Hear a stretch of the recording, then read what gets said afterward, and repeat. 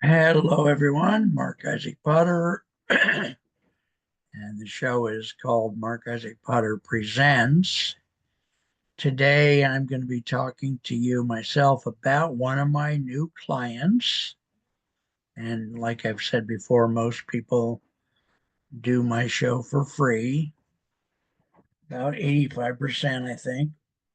So, this person has given me permission during one of the shows we recorded to talk about that I find interesting that we talked about. Let me set my timer here too. I usually forget this. Uh, her name is Disanka Jonin.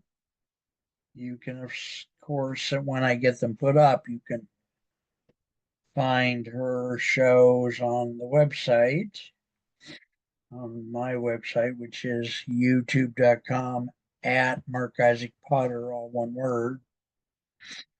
Let's see. So she does coaching. She has a company called momentumcoach.online.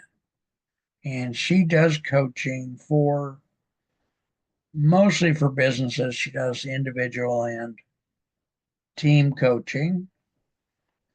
And she she looks at several different things, metrics. She looks at how grief, for example, is one of the four we talked about. She looks at grief as something that can cause lower performance at work. And that fascinated me because how do you introduce, some altered form of grief counseling, if you will? It's not really, it's much more extensive, but you get the idea. How do you introduce that to an employer? How do you convince an employer that the problem they're having with performance of a person or a team can be alleviated to some extent by having a coach come in and coach them in regards to the grief in their life? That's fascinating to me. And that whole thing is a metaphor or a template to me, in my opinion, for how you get a company to uh, take on a new way of doing things. And by that I mean this: this person's in Canada, but I'm in the United States. I'm obviously an old man. Uh, Most of the employers I had during my lifetime, which was many, would just simply either be happy with your performance or they would let you go. It was pretty strict, pretty cut and dried, very binary.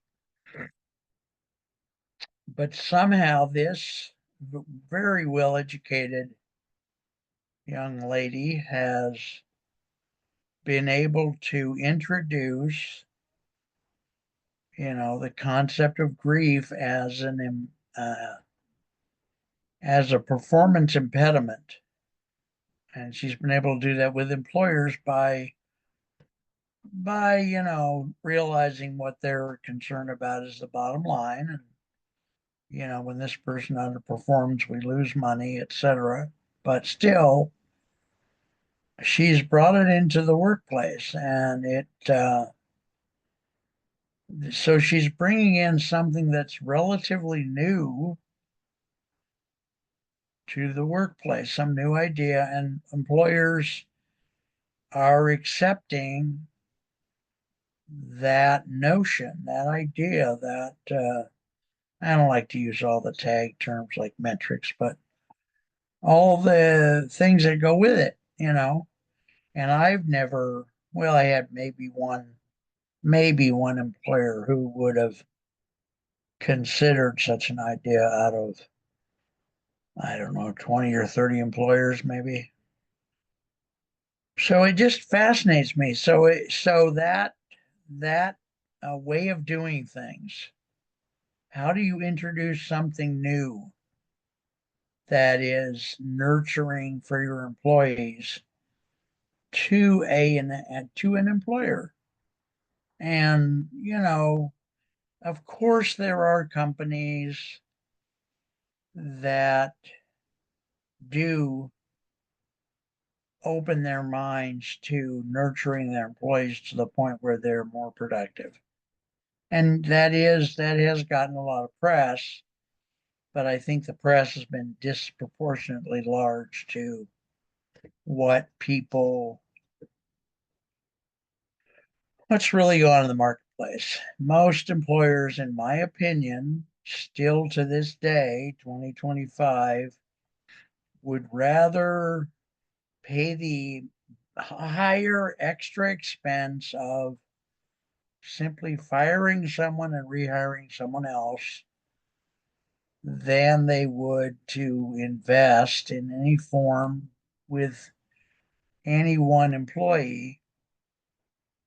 Uh, that's my feeling. So I'm fascinated with what's that mechanism that one would use to interject or begin to introduce some new, relatively nurturing social concept into a for-profit business. How do we do that? I know you emphasize the bottom line, of course, but there's got to be more to it. And I asked Sanka that, and she was a little, well, in my perception, my perception was she was a little surprised because it's happened so naturally the way she does things. The companies she works with have, it seems like, seamlessly and readily accepted her ideas, and they like what she does, and they have improved their bottom lines with using her process and services. So it can be done. I just don't. I wish I were in touch with a sociologist. Uh, and I'm thinking maybe I can find a sociologist at a university or college or community college campus somewhere that could weigh in on this topic because it really does interest me. So anyway, that's that. Uh, I'm more calm today than I was yesterday. So I want to say that I do love you guys very much. I've been doing this many, many years, and I love interacting with people, learning new things. Uh, so thanks for watching, and you guys have my phone number more than likely, 408 209 3092. 408 209 3092. All right, talk to you soon. Please take care. Thank you. You guys know I turn my head to sign off.